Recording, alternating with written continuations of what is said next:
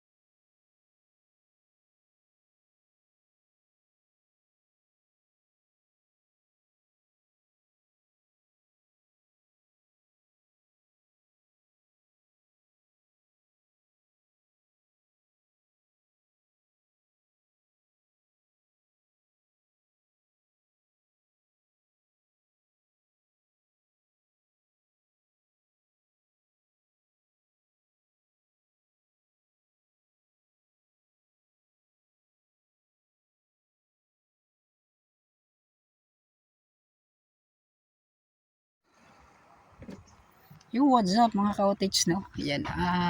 Andito pala tayo sa Barangay Takunan, Purok 2.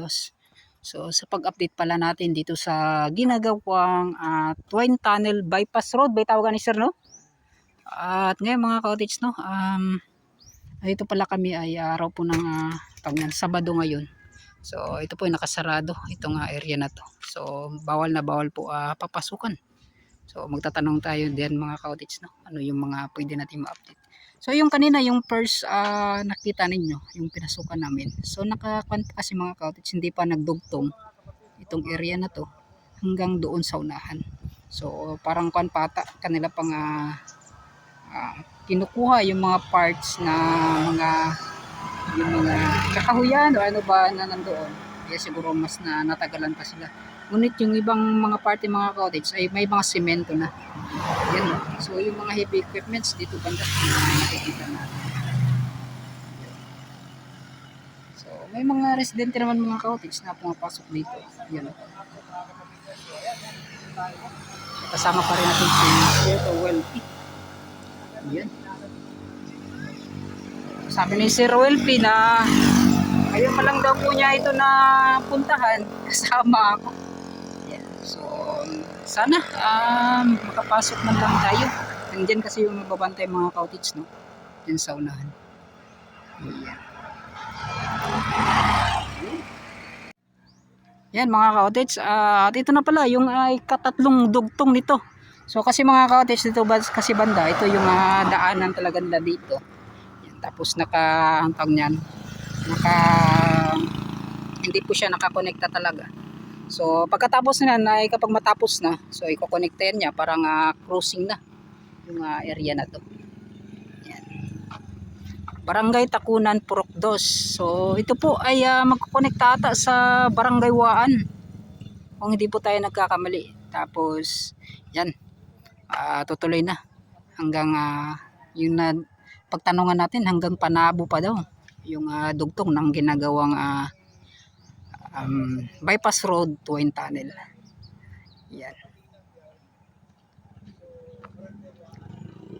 So mga cottage no, mag-research lang po ako kasi may mga kunting mga pan lang na hindi pa talaga natin nalalaman. Yan nga po. So ito po ay pinapasilip na lang natin. Ito po yung kauna-unahang pagpunta natin kasama si Sir Roel po, kung di po dahil sa kanya. Ito po ay napakalayong area po. Kung hindi ka po kung wala ka pong motor, hindi ka po talaga makapunta dito. Kung magko-commute ka, marami pa talaga yung mga ang tawag niyan mga cottage no, yung sasakyan mo kailangan mo talagang magpakyawan yan para makapunta dito sa area to.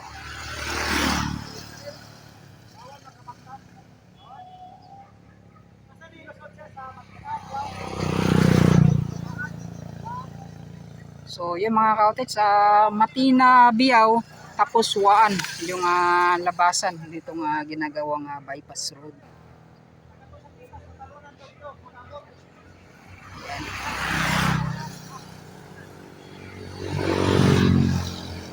So mga cottage at least may update tayo sa ginagawang bypass road, sa ginagawang Twin Tunnel dito po sa Davao City. Yun no. So, shoutout tayo kay Sir Welpy. Yan. So, siya na naman dyan sa kabila mga cottage. At dito naman tayo. So, balik tayo dito sa second na area.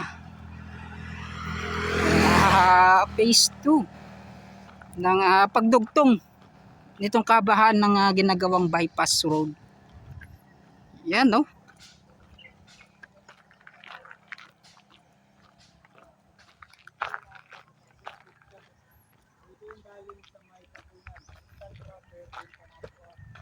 So yun mga cottage kumpleto talaga sa update si Sir Welpy kasi yun nga po, ito po ang area na to ay kanila nang na balik-balikan.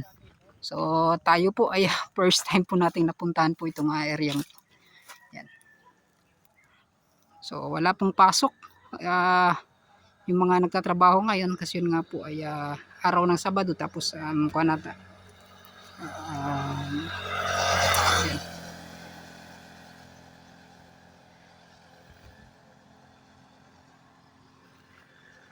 Yan. So at least yung sa first unang karugtong nito mga cottage no, na silip natin na ipakita sa inyo kung hanggang saan na yung dulo ng kanilang nagawa. Yan. So ito po ay magdudugtong muli, ito ay magdudugtong hanggang doon sa unang video na ating naipasilip. Yan.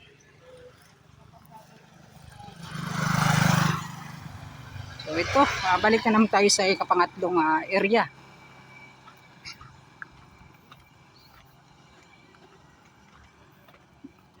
So Barangay Takunan, Matinabiao, tapos Barangay Waan. Yung konekta na nitong kapangatlong daanan, itong bypass road na ginawa. Yun.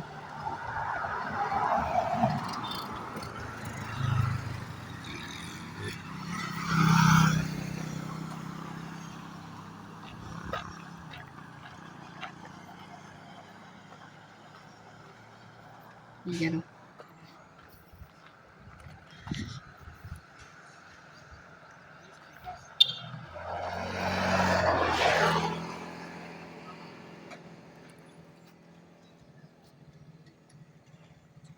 Yung kabaan niya mga cottage. Yan.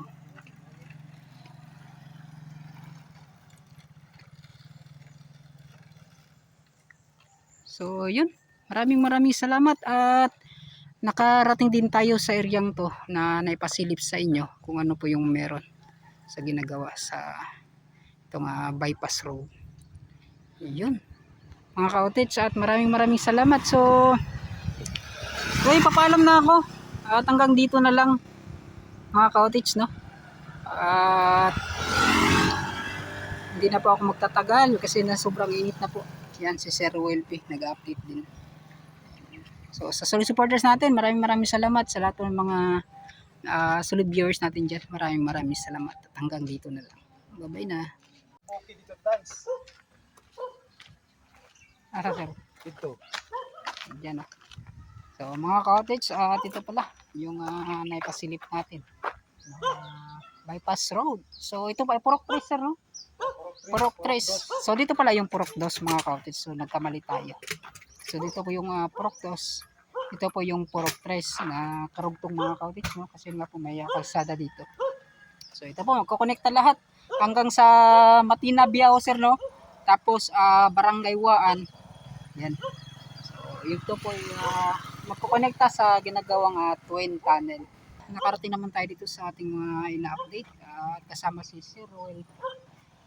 Maraming salamat sa kanya at nakasakay tayo sa kanyang motor mga cottage. Shoutout! Shoutout! Maraming salamat mga cottage. For the first time nakarating tayo dito. Yun.